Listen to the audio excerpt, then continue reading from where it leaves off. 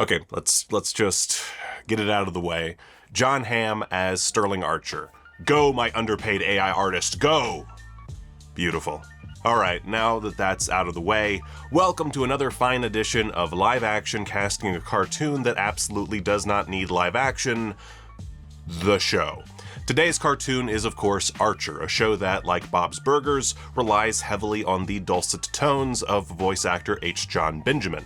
And hey, just for giggles, let's see a picture of H. John Benjamin as Archer. Cool, thanks.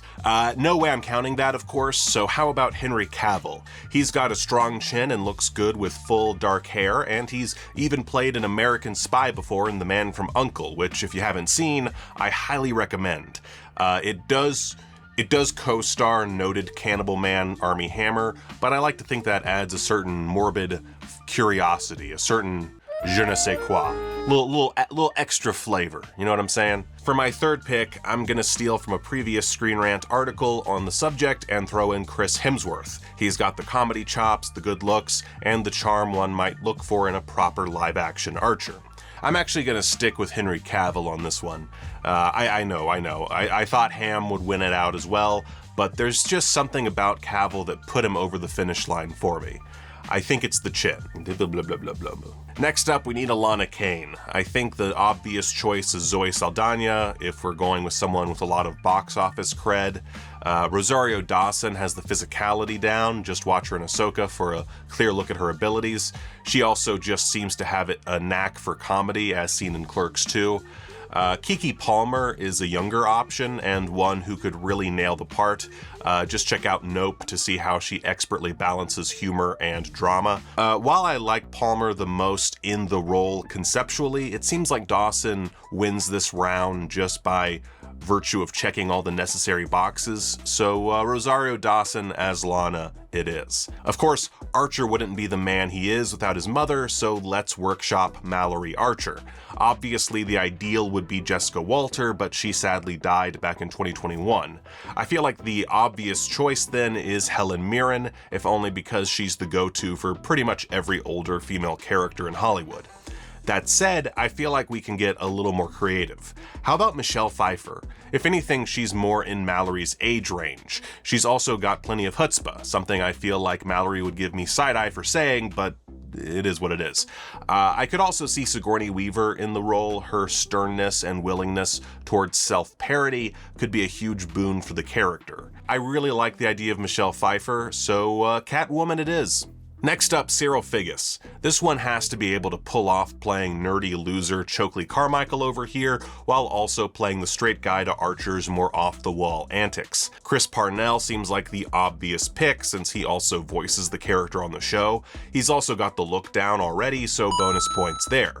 He's a bit too old for the role, just a smidge. Otherwise, he's absolutely perfect for a part he's already made his own. But how about Daniel Radcliffe? He's closer to the right age, and he has a great sense of humor. Or we could go with the option presented by CBR in their live-action casting article and try out Oscar Isaac. And screw it, actually. Let's go with Oscar Isaac. Something about his performance in Moon Knight really appeals to me. I feel like he could get that nebbish loser thing down pretty quickly. Cheryl Tunt could technically just be played by Judy Greer. She's a little too old for the part at this point, but I can't imagine too many people would have any complaints. Still, let's take a look at two more options. Alison Brie has what it takes to handle just about any funny character, and I think we can all agree that it would be great to see her begging to get choked out by her fellow office workers. Slightly higher on the pay scale, there's Emma Stone. She's proven recently, especially in her collaborations with Yorgos Lanthimos, that she's up for just about anything. I'm gonna stick with Alison Brie on this one though.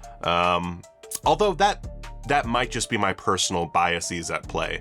I just really want to see her get weird. God, I'm such a goon. For Ray Gillette, I frankly completely blanked, so off to Reddit I turned for inspiration. One user suggested Dax Shepard for Ray, an idea that I'm not really feeling one way or the other, to be honest.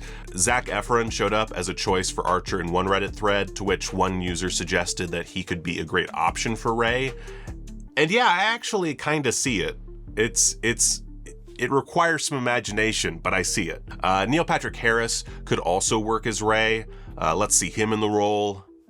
Nice. I'm gonna go with Zac Efron though. I think he's an inspired choice, and he would no doubt relish the opportunity to try something completely different from his usual MO. Let's get his agent up on the line. Let's ink this deal, baby. For Pam Pouve,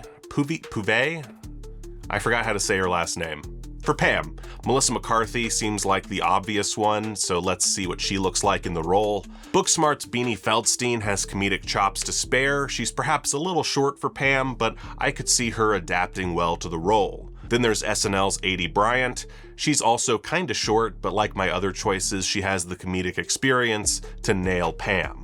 Let's go with Beanie Feldstein. I just like the cut of her jib. Books. Now for everyone's favorite mad scientist, Creger. Like with Cyril, the voice actor could work in the live action role. Lucky Yates has the look and of course the voice, so let's see how AI interprets Lucky Yates as the live action Creger. Since this will probably be a cameo heavy project, I think we should take a look at Bryan Cranston as Creger. CBR thinks he would rock the role, and I can't deny that Walter White would make for a solid, morally dubious scientist. For my third option, let's take a look at another Reddit suggestion, James Purefoy. The actor, perhaps best known for his role in The Following, I know him best from Solomon Kane, has a naturally creepy demeanor that would do wonders for Creger.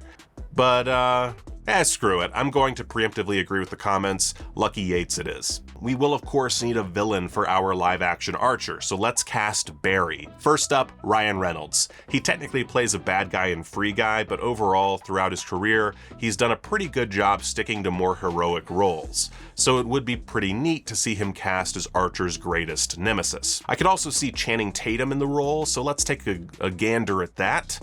And how about, I don't know, Chris Evans?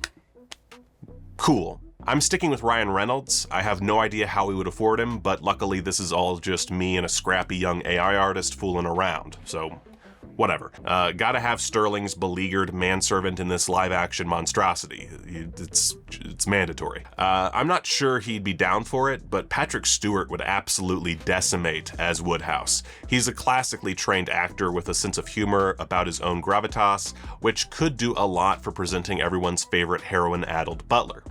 Stewart's pal Ian McKellen would also work. I can just imagine him channeling his frustrations on the set of The Hobbit into the inherent sadness of being Woodhouse. Well, let's just assume for a moment that we have endless amounts of money.